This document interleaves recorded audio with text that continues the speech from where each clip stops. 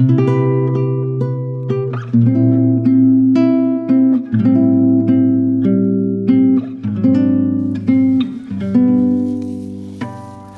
So today we're doing more planty things, so more garden stuff, some houseplant stuff. Lately I've been focusing a lot on interiors, and that's because my two main interests are interiors and plants. Sometimes I'm more interested in one than the other, and that is definitely reflected in my channel. So yeah, sorry to all of you people who are mostly here for the plants. I've not forgotten about you, of course. So the first thing I want to share with you is the native garden, because it's been 1 year since we planted the native garden, and that is crazy because it doesn't feel like that long ago, but it's been a whole year. I want to give you an update, show you how it's progressed, and also share some before and after photos. And I didn't realize how much it's changed and grown in until I looked at old pictures of it. So I'll include some pictures so you can see what it looked like when we first planted it. It's really filled in a lot. Yesterday I did so much cleaning to prepare for this. The tree, the mimosa tree that's above me, I've talked about this so many times, but it is just so messy and so many leaves fall everywhere, and I really have to keep up with it, otherwise this garden just does not look very nice and tidy. Like, this whole area was filled with the leaves because I was kind of ignoring it for a bit. I wanted to go through some of the successes, some of the plants that did really well, and then also the plants that did so-so, and then the plants that completely failed. Also, Chris is helping us film right now. Hello, Chris. So the heuchera bed really filled out and did well in this area because this is very shaded. I mean, most of the garden is pretty shaded because we have all of these trees, and the ferns do really well here. So we have giant chain ferns behind us, and then this is an Australian tree fern that I put in later. Not a native plant, but I just love how they look, and I love seeing them around Los Angeles too. One of the issues that I had in this garden were these grasshoppers that kept eating all of the heuchera and the hummingbird sage. And you can see like little holes in the leaves from it. So they were just kind of decimating and defoliating all of the plants. So I was thinking of ways I could get rid of the grasshoppers that were also safe for pollinators, since this is a native garden and these flower, I want them to be safe for the wildlife. And while I was thinking about that, a lizard came out and ate one of the grasshoppers. So I was just seeing nature work right before my eyes, and then I saw more and more lizards come as time went on, and now we don't have any grasshoppers. So I don't know if the lizards ate all of them, or if it's like not the right season for the grasshoppers, but they're gone now, so I didn't even have to do anything. Yeah, the heuchera, ferns, major successes in the garden, and we have some heucheras just spread out in this area too. And so now let's move on to the did pretty well, but not like amazing section. This area has all of these grasses. This is a clustered field sedge, and this grass, I am not actually sure what this is. The Hardy Californians team is actually coming this week to check out how the garden's doing, so I'm gonna ask them what they think this is, but it looks really nice. And I love when grasses do this thing where they get really long and then they flop over and then kind of create this meadowy look. So this one is really fine and looking nice. The clustered field sedge, it has a decent amount of yellowing and dead leaves, but it is filling out a lot more than it was before. Before it was just like dead leaves. So over here we have common rush, and this one also did pretty well. So yeah, all of the grasses did well, but not amazing. Perhaps it takes a bit for grasses to establish. Now let's move on to some of the flops and the fails of the garden. So the first one is this Douglas iris, and you might be thinking, Benji, where is the Douglas iris? Well, it's dead. All of them are dead. They're all gone. I don't know if it's like because perhaps they're going through a dormancy, because I think iris are plants that may go through dormancy. I'm not really sure. I need to look more into it, but I'm pretty sure they're all dead, and perhaps they just didn't do well in this space. We had a lot of rain for a while, so I think they could have rotted. Like this one, it was like all dead, so I just pulled it up and it came out super easily. So I think it rotted, and there are no more of the Douglas iris left. It's almost like a gravestone almost, because there's one right here and there's one over there, and there's no Douglas iris to be found. In this area, this is all of the hummingbird sage. I'm just walking through this. This area had a lot of problems. First, the grasshoppers got to it, and then also this area just has so much powdery mildew. When I treated it, it would go away, but then after a while it would come back. So I'm thinking of changing out the hummingbird sage. It's really fragrant and it has flowers that attract a lot of wildlife, but it just doesn't really do that well here, it seems. When Hardy Californians comes, I'm gonna see what they think about it, and maybe we'll switch them out, or they'll give me some care tips to to take care of it a bit better. The best part about having the native garden is just seeing all of the wildlife interact with it. Like during the spring when we have all of the flowers, there's so many birds and bees and hummingbirds and butterflies and lizards and stuff that interact with the garden, and it's really nice to be able to see that from the kitchen. Oh, look, you can see Winnie from here right now. Now I need to head inside and make myself a coffee because I have not had my caffeine yet, and it's quite early. Winnie, you know you're not supposed to be up here. A few months back we got an espresso machine, and I've been really into making my own iced drinks, specifically iced lattes, so different variations of lattes. And lately I've been really into my hojicha lattes. It's similar to matcha, but it doesn't taste as intense as matcha does. I'm not a fan of matcha, but I really like hojicha. So ever since I started making my own lattes at home, I haven't really been going to cafes that often, but without a straw, I feel like my mind isn't tricked to thinking this is like a cafe latte. So that leads me to talk about the sponsor of this video, which is Renovo. So Renovo creates completely compostable straws using sugarcane fiber, which is a byproduct of the sugarcane industry. And because it's fully compostable, I can just throw it into my compost bin. These straws are completely free of plastics, making them a safe choice for the environment and for your health. They're heat resistant up to 90 degrees Celsius, so they won't melt in your drink. I've had that experience where I'm stirring a hot drink and my straw dissolves. Renovo is a brand from Taiwan, and they won the Taiwan Excellence Award in 2020. Every year since 1993, Taiwan has awarded Taiwan's highest quality brands based on research and development, design, quality, and marketing. My favorite part about these straws is the texture and how they don't get like mushy and gross in your mouth.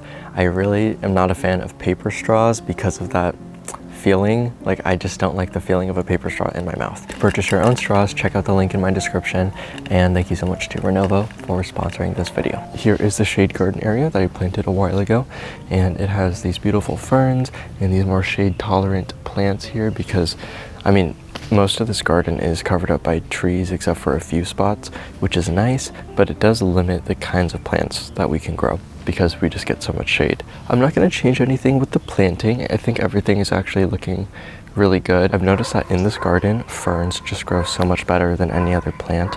So I think a lot of gardening, at least from my very limited experience so far, is that you just need to see what plants work well for you in terms of maybe your garden soil or the way that you care for plants. And if something doesn't work, you can remove it and replace it with something that does work out better. So this isn't really much of a border, like it's just bricks that are laid around. So I found this copper garden bed border, and I think this is going to work a lot better, look neater, but still fit in with like the eclectic put togetherness of the rest of the garden and of the house. So I haven't put something like this together before, but I can't imagine it's too hard. Here is a little bit of an idea of what it'll look like. It also kind of goes with this. Do not ask me what this is. I'm not sure. There's just random like rusted over metal things in this garden. Like, let me show you. There's this gear. Like, look at this. What is this? It's amazing what you can find in an old garden. So it looks like you attach the ends of these together.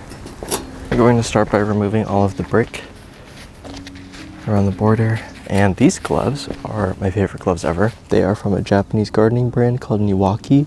Definitely very highly recommend. They're not very expensive, and you can still feel things, but they give you a good amount of protection. Okay, looks like the soil is pretty healthy. That's good. Okay, I like this. It has a curve to it that isn't too exaggerated, but still feels somewhat organic, and the material does feel really true to the garden, which is nice too because this is brand new, but it looks rusted. And usually I don't like this kind of manufactured patina, but this one actually looks pretty good. Like, if you compare it to the other rusted metals that are around here, it looks very similar.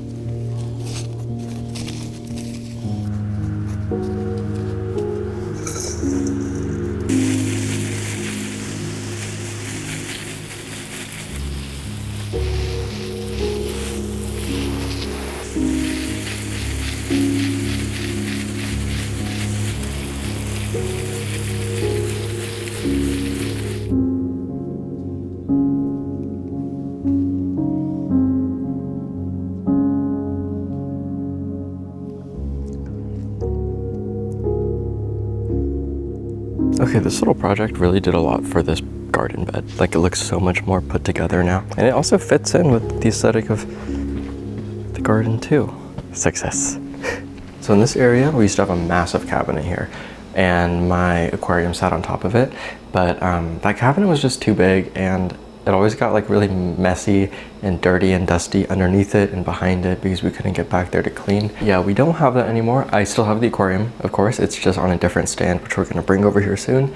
But it's nice here that there's so much more space. But I wanted to talk really quickly about my platycerium because they're getting too big. I don't really know what I want to do with them because they're outgrowing this area. You can really see how large they've gotten. And this one, the leaves are too heavy and then they bend down. So I tied it up with string and it just goes out so far. I think it's because I don't have the light directly above the plant. It's more at an angle, so the leaves are growing towards the light rather than up. Here is my aquarium. Right now it's in the dining room because I needed to move it in order to get rid of the other cabinet, but it is looking pretty good. I am still suffering from some hair algae, but I think a big factor in my hair algae was because the aquarium was up against the window that got a lot of the sun. We're moving it back in that area, but it's not gonna have its back facing to the window anymore. And I don't love the aquarium in the spot that we're gonna put it really, but we don't have another spot for the aquarium, so that's where it's going. Because right now, I really like how open that entrance area is. So I need to empty out this aquarium, or as much as I can, and then we can move it over to the other spot. Let's just see. I can take more out.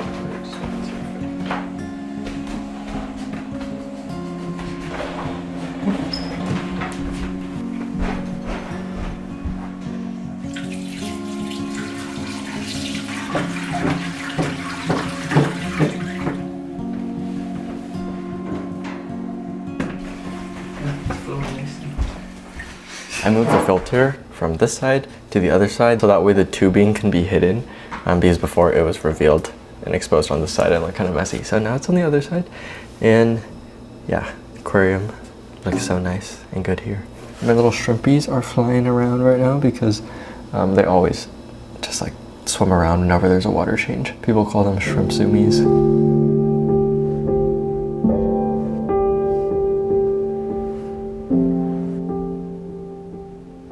So I wanted to share some plants with you that I haven't really talked about on my channel before. So the first one is this Australian bottle tree. It's very popular in Los Angeles. It feels like the trendy plant of LA, which is kind of funny. I see them all the time in fancy retail stores or celebrity homes and things like that. But it is really beautiful, very sculptural, which is a big thing that people like. So I'm not sure if I want this tree in the spot. Chris and I are just testing it out to see how we feel about it. But it is really beautiful, like with the pot and then with the roots showing on the top. This has been outside for the past like 6 or 5 months, so it's been growing really well out there. And I just wanted to bring it inside because I wanted to be able to see it every day inside of the house. This also isn't like the best spot for it in terms of lighting, but they are able to survive, not really thrive, in lower lighting conditions from what I've seen online. It also has a curve where it leans this way, so it creates a nice like framing around the couch. It also matches super well with the couch. Like the aesthetic of this tree with the pot and the couch, it just goes together so well. Next up, I just wanted to share this plant. So this is my philodendron firebird. I got this back in 2020 and I didn't even know how rare it was. And it was for sale for around $100, I believe, in a local plant Facebook group. It's growing so well. It's been in the same pot for a really long time. And the new leaves come out red, and then they turn into a green. It used to have a variegation to it, but it lost its variegation. However, I think it is still a very beautiful plant. I rarely see these online, but when I do see them for sale, they're for sale for like thousands of dollars, which is crazy because I bought it without even knowing it was like super rare or worth anything. I just thought it was really pretty and I'd never heard of it before. So I was like, yes, I like this plant. I wanted to talk about this plant because I get so many questions about it whenever I post it on Instagram. I'm gonna take it down so we can see it better, but also ignore these droopy plants up here because it's watering day for them today. I just haven't gotten around to it yet. I purchased this plant as a China doll bonsai on Etsy.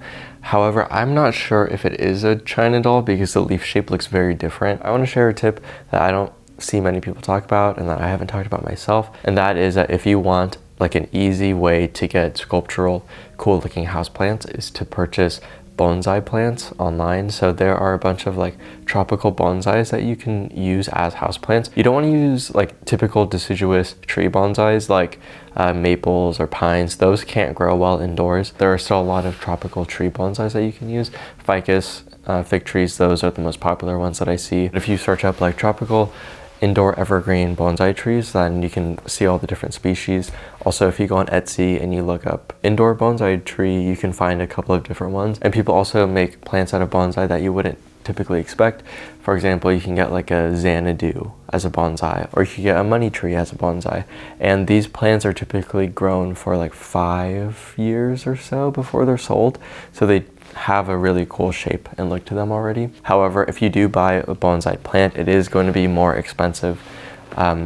You can probably expect like over $100 for a plant. But if you want to save some money and not get a plant that is already wired and trained, you can get a pre-bonsai plant, which is a plant that's just been like grown out for the trunk and the agedness of it, that hasn't been wired and bonsai'd yet. So it is at a much cheaper price point, but you still get like that aged growth that you're looking for. So this is one plant that I purchased as a bonsai, and when I received it, the leaves were a lot smaller and more bonsai-like, and they were falling off because of the transit, so I trimmed them all off.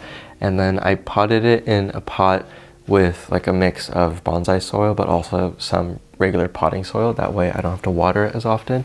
And I think that's why it's grown such large leaves, because of the fertilizer that's in the potting soil. Every time I post this plant on Instagram, I get so many questions asking what it is, and I get it because it is so beautiful. Like the way that the leaves and the branches just cascade down, it looks amazing. And when I got it, it looked nothing like this, but after, I don't know how long it's been, like 5 months, 6 months maybe, it's grown down like this. So this is one of the bonsai plants that I have, and I have one other one that I will show you. This is my other one. This is a tiger bark ficus, and I'm growing it outside right now just because I don't have any room inside for it at the moment.